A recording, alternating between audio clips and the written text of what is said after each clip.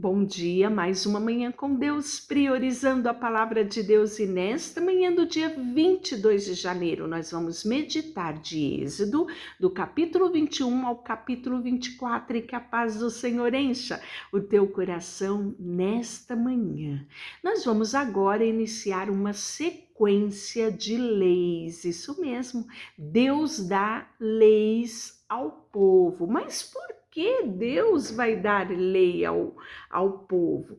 Porque até então eles obedeciam às leis do Egito. Eles estavam sob o governo do Egito. Quando eles saem do Egito, eles começam uma peregrinação pelo deserto e era necessário haver leis para que eles soubessem o que era certo e o que era errado, né? Deus começava a estabelecer qual era o padrão de Deus para, né, a vivência humana, para que o povo dele agradasse o coração de Deus, para que o povo dele não pecasse. Era para isso a lei. E aí ele começa estipulando as leis sobre os sacerdotes, né? Ele fala para Moisés: fala aos sacerdotes, filhos de Arão, e diz: sacerdote não se contaminará por causa de um morto entre o povo. Então morria alguém, o sacerdote não podia ir lá, tocar nele, colocar no caixão, ajudar a família, não, né? Ele não podia se contaminar com o morto. Então havia exceções. E quais eram as exceções? É trazida no versículo 2. Salvo se for um parente bem chegado. Quem era esse parente? O irmão, a irmã, a mãe, o pai e os filhos, né? Somente esse círculo mais chegado, o sacerdote, né, poderia estar junto a esse morto. E depois ele passava pelo processo de santificação, pelo processo de purificação. Salvo esses casos, o sacerdote não podia estar com o morto. E aí nós vamos ver que Deus fala no versículo 21, capítulo 6, o porquê disso: santo será a seu Deus, e não profanarão o nome do seu Deus, porque oferecem ofertas queimadas do Senhor, e o pão do seu Deus, portanto, serão santos. E aí ele vai falar também sobre o sumo sacerdote, né? Então, do sacerdote e o sumo sacerdote. Qual era a diferença do sacerdote e o sumo sacerdote? Vamos dizer que o sacerdote, né, era mais comum, era a linhagem sacerdotal. O sumo sacerdote, para você entender melhor, era como se fosse o chefe, né? Então, era um posto maior que era exercido dentro do sacerdócio. E aí, o sumo sacerdote, entre os seus irmãos, sobre cuja cabeça foi derramado o óleo de unção, né, em que foi consagrado, ele ia vestir as vestes sagradas e ele não podia, né, aparar, cortar, raspar, né, a cabeça e nem mesmo a sua barba.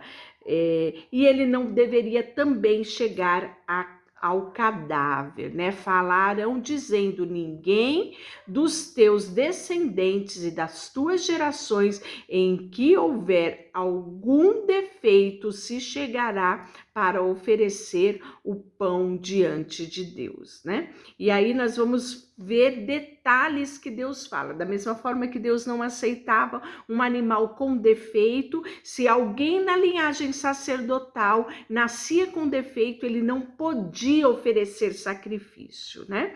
E aí nós vamos ver no capítulo 22 as leis a respeito do que comer, né?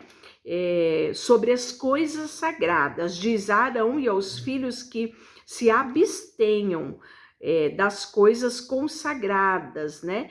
E aí ele fala: dizem todo homem que dentre as vossas gerações, de toda a vossa descendência, se houver as coisas sagradas que os filhos de Israel dedicam ao Senhor, tendo sobre si a sua imundícia, aquela alma será eliminada de diante de mim, eu sou o Senhor. Ninguém da descendência de Arão que for leproso ou tiver fluxo comerá das coisas sagradas até que seja limpo, como também o que tocar alguma coisa imunda por causa de um morto ou aquele com quem se der a emissão de sêmen ou qualquer que tocar algum réptil será imundo. Então, tem aqui várias sequências de alguns atos que tornariam o sacerdote imundo. E aí ele teria que passar pelo processo da purificação.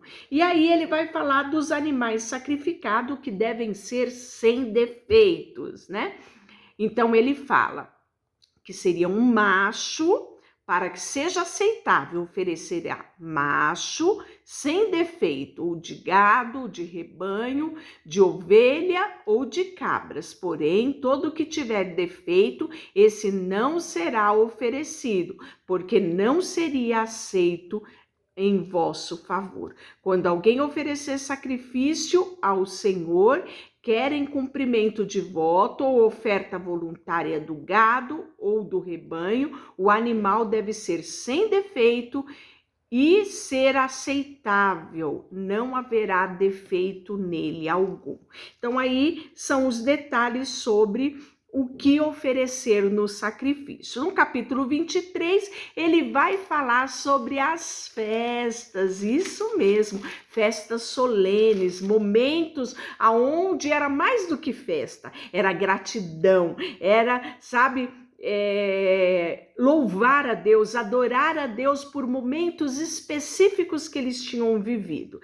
E aí nós vamos ver as festas solenes do Senhor. Disse o Senhor a Moisés: fala aos filhos de Israel e dize-lhe: as festas feitas e fixas ao Senhor, que proclamam serão santas convocações, são estas as minhas festas. O sábado, né? Porque Deus instituiu lá quando ele fez a terra. Em 6 dias, ele criou todas as coisas e no 7º, ele descansou. Tudo para estabelecer o princípio necessário para a humanidade, que é o tempo de descanso, né?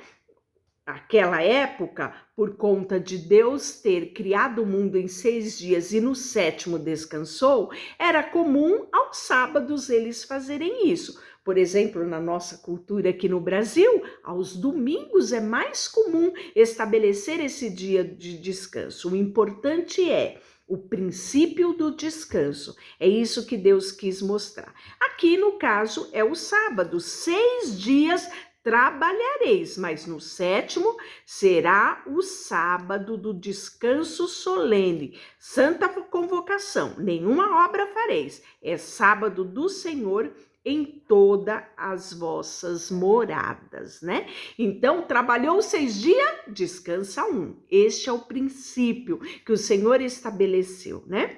E aí, a outra festa, então, ou seja, todo 7º dia eles faziam festa, eles descansavam, né? Eles ofereciam sacrifício, eles louvavam, eles adoravam, eles deixavam o trabalho de lado.